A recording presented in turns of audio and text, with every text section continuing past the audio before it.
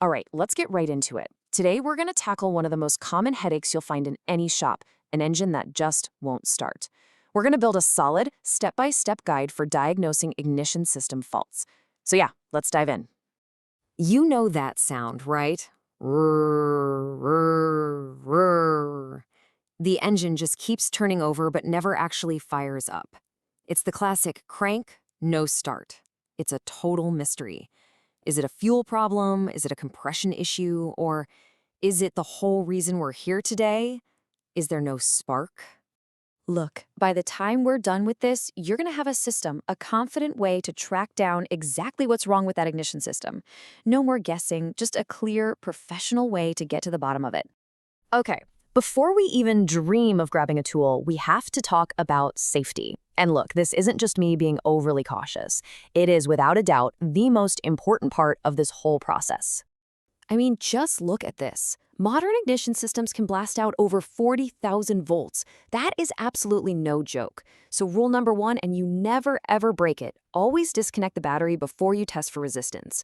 Rule number two, make sure that ignition coil always has a clear path to ground. If it doesn't, that spark is going to find its own path, and it could fry the coil or a whole lot more. All right, now that we've got the safety stuff locked down, our real diagnostic work begins with a very simple question. Are we getting a spark? The answer to this one question is going to tell us exactly which road to go down. Now, I know what you might be thinking. Can't I just use an old spark plug and ground it to the block? The answer is a hard no. A regular plug can fire with just a few thousand volts, which could totally trick you into thinking the system's fine when it's not. A proper spark tester, like this one, needs at least 25,000 volts to jump the gap.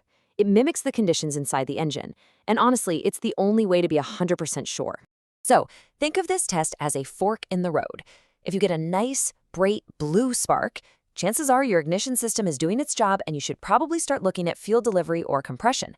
But if you get no spark or maybe just a weak, kind of yellowish-orange one, then bingo. We know the problem is in the ignition system, and now we can start the hunt. Okay, so our spark tester came up empty, no spark. The next logical place to look is at the parts that are supposed to create and carry all that voltage. We're going to start with the ignition coil and see how healthy it is using our multimeter. So before we start measuring, let's just quickly break down what resistance even is. Imagine electricity is a bunch of people trying to get down a hallway. Low resistance is a wide open, clear hallway. Easy. High resistance? That's a hallway full of boxes and furniture. It's tough to get through. An open circuit is a brick wall at the end of the hall. Nobody's getting through. A short circuit? That's somebody kicking a hole in the wall for a shortcut. Our multimeter basically lets us see those blockages. So here's how you test the coil. It's actually a two-part test. First, you're going to test the primary side. Just connect your meter's leads to the positive and negative terminals. Then you test the secondary side, connecting from the positive terminal to that big high-voltage tower in the middle. Each test is going to give you a specific number in ohms. So what numbers are we actually looking for? Well, here's your cheat sheet. The primary winding should be super low. We're talking less than 3 ohms, usually. The secondary, though, has way more windings, so it's going to be much higher, somewhere between, say, 6,000 and 30,000 ohms. If your numbers are way off, or worse, if the meter says OL for overload, that means there's a break in the wire and open circuit. You found your dead coil. And hey, while you've got that multimeter out, let's talk about a few common mistakes that are super easy to make.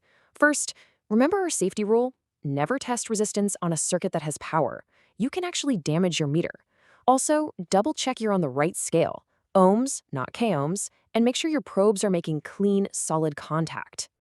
Okay, so what if the coil tests out just fine, but you still don't have a spark? Well, the problem might not be the part that makes the spark, but the part that tells it when to spark. And that brings us to the brains of the system, the sensors.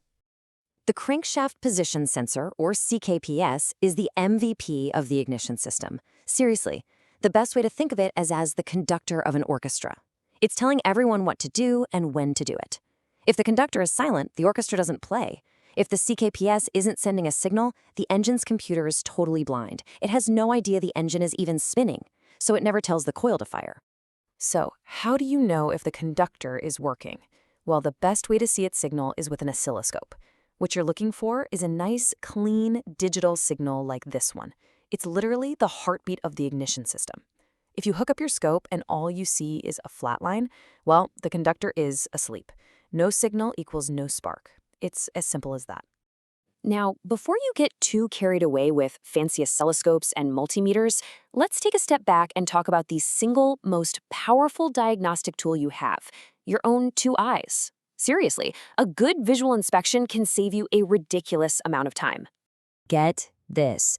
According to some research from General Motors, about 20%, that's 1 out of every 5, ignition problems are found just by doing a careful visual inspection. That's crazy, right? 1 in 5 cars fixed just by looking. So, what exactly are we looking for? Corrosion is enemy number 1. Just look at the difference here. On the left, you've got that classic, fuzzy, greenish-white gunk on the terminal. That stuff is like a giant roadblock for electricity.